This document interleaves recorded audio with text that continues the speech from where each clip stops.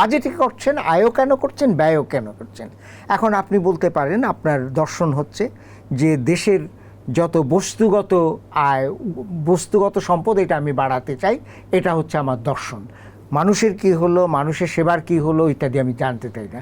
আমি আমার রাস্তাঘাট, ব্রিজ, কালভার্ট, বড় বড় বিল্ডিং, এগুলো আমি করব। মর্যাদামূলক আমাদের দেশের ভাবমূর্তি বাইরে প্রস্ফুটিত হবে, এই জাতীয় আমি করতে চাই। এটা আপনার দর্শন।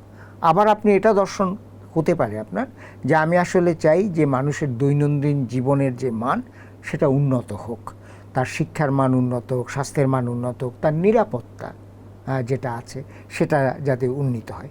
এখন প্রথমেই আমাকে বলতে হবে যে বাজেটের দর্শনটা কি, কোন দর্শন নিয়ে আমি করছি। আমি যদি বাজেটে যেটা আমাকে খুব ব্যথিত করে, আমি দেখি যে এটাতে যোগ বিয়োগ অঙ্কের ব্যাপারটি বেশি। আমার 9 লাখ নাকি 6 লাখ নাকি 7 লাখ না 8 লাখ, উদ্দেশ্যটা কি সেটা তো পরিষ্কার করতে হবে। সেইটা না আমরা করছি না। 1, 2 নম্বর আপনার অগ্রাধিকার ঠিক করতে হবে। কিন্তু আপনাকে দেখতে হবে যে আমার যে অর্থটা আছে, সম্পদ যেটা আছে, সেখানে আমি অগ্রাধিকার কোথায় দেব। আমি কি শিক্ষায়, স্বাস্থ্যে, কৃষিতে অগ্রাধিকার দেব, নাকি আমি বলবো যে না ভৌত কাঠামো, স্থানীয় সরকার, এই জায়গাতে আমি অগ্রাধিকার। আপনি যে পয়েন্টটা তুলেছেন, ধনী দেশগুলো দেখা যায় তাদের আপনার ইউকে বলুন, যুক্তরাষ্ট্র বলুন, জার্মানি বলুন, ফ্রান্স বলুন, নর্ডিক কান্ট্রিগুলো বলুন, এইসব দেশগুলোতে দেখা যায় যে তাদের বাজেটে, অ্যানুয়াল অর্থ ব্যয়ে, এক্সপেন্ডিচারে স্বাস্থ্য শিক্ষা খাতে তারা অনেক বরাদ্দ দিয়ে থাকে। আমাদের দেশের রাজনীতিবিদরা এখানে বরাদ্দ দিয়ে থাকেন, যেমন স্বাস্থ্য বরাদ্দ আপনার জিডিপির 1%-এর নিচে নেমে গেছে।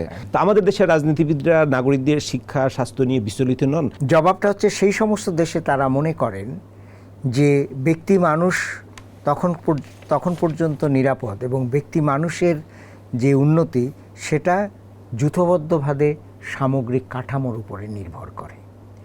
অতএব একজন ধনিক ব্যক্তিও জানেন যে তার অগ্রগতি, তার সামনে এগিয়ে যাওয়া, সেটা নির্ভর করবে সমাজে যারা প্রান্তিক তাদেরকে উপরের দিকে তুলে নেওয়ার উপরে। সুতরাং কোনো ব্যক্তি কিন্তু ব্যক্তিকেন্দ্রিকভাবে বাজেট, অর্থনৈতিক কর্মকাণ্ডকে দেখেন না।